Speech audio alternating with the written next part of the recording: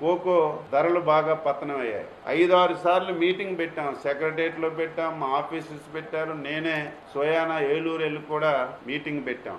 రైతులందరితో మాట్లాడాం. 450 రూపాయల కంటే ఒక పైసా కూడా మేము ఎక్కువ ఇవ్వలేం, ఎక్కువ ఇచ్చి కొనలేమని వాళ్ళు స్పష్టంగా చెప్తే మేము కంపెనీ వాళ్ళకి చెప్పాం, మీరు 500 కొనండి, మీరు ఒకవేళ ఇవ్వలేకపోతే ఆ 50 రూపాయలు మేమే ఇస్తామని చెప్పి ఏదైతే ఆ 50 రూపాయలు కూడా ఇంతవరకు కోకో 465 మెట్రిక్ టన్నులు ఇంతవరకు కొనుగోలు చేశారు కంపెనీలు. మిగిలినటువంటి 745 మెట్రిక్ టన్నులు ఉంది. ఈ 745 మెట్రిక్ టన్నులు కూడా 500 రూపాయలకు ఒక పైసా తక్కువ లేకుండా అన్ని కొనమని చెప్పి ఆదేశాలు ఇచ్చాం. కొంటున్నారు. కంపెనీ వాళ్ళు 450 ఇస్తే మేము ఒక 50 రూపాయలు రైతులకు ఇచ్చి దానికి ఒక 10.5 కోట్ల రూపాయలు ఖర్చు అవుతుంది.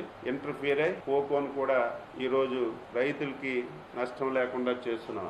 అయితే ఈ సంవత్సరం నుంచి కోకో రైతులకు కూడా కోరుతున్నాం, మీరు విత్తనాల నుంచి మొత్తం అన్ని కూడా చక్కగా చూసుకోవాలి, మంచి విత్తనాలు తెచ్చుకోవాల్సినటువంటి అవసరం ఉంది. క్వాలిటీ తప్పనిసరిగా, తప్పు రైతులు కాదు, ఇంతవరకు కంపెనీలు కూడా క్వాలిటీ అడగలేదు.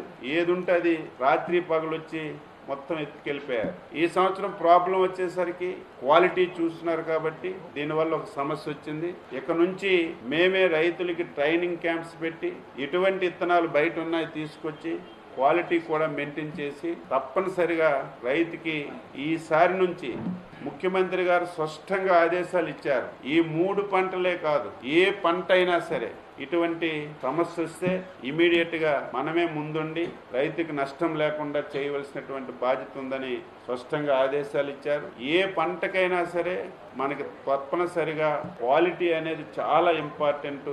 క్వాలిటీ ఉంటే ఈ రోజు ఇంటర్నేషనల్ మార్కెట్లో ధరలు వస్తున్నాయి. క్వాలిటీ లేకుండా మనం ధరలు అడిగినా వచ్చే పరిస్థితి లేదు. కాబట్టి తప్పనిసరిగా రైతులకి చైతన్యపరిచి ట్రైనింగ్ ఇచ్చి ఈ విషయాలన్నింటి మీద నిష్ణాతులైనటువంటి కొంతమంది వ్యక్తులకి కోకోలో నిష్ణాతులైనటువంటి వారు ఉన్నారు, క్వాలిటీ మెయింటైన్ చేసిన వాళ్ళు ఉన్నారు, ఏ విధంగా ఎక్కువ క్వాలిటీ వస్తుందో అవగాహన ఉన్న వాళ్ళు ఉన్నారు. అటువంటి ప్లేయర్స్ కూడా రాష్ట్ర ప్రభుత్వం తీసుకొచ్చి వాళ్ళ ద్వారా రైతులకి చైతన్యపరిచి తప్పనిసరిగా క్వాలిటీ పెంచే విధంగా కూడా ఈ సంవత్సరం నుంచి చర్యలు తీసుకుంటామని ఈ సందర్భంగా తెలియజేస్తూ, ఇప్పుడు ఏదైతే ఈ 3 పంటలకి రైతులు ఆందోళన చెందుతున్నారో ఈ ఆందోళన చెందవలసినటువంటి అవసరం లేదు. తప్పనిసరిగా ఈ 3 పంటలకి రాష్ట్ర ప్రభుత్వం పూర్తిగా బేర్ చేసి కొంటామని చెప్పి స్పష్టంగా తెలియజేస్తున్నారు.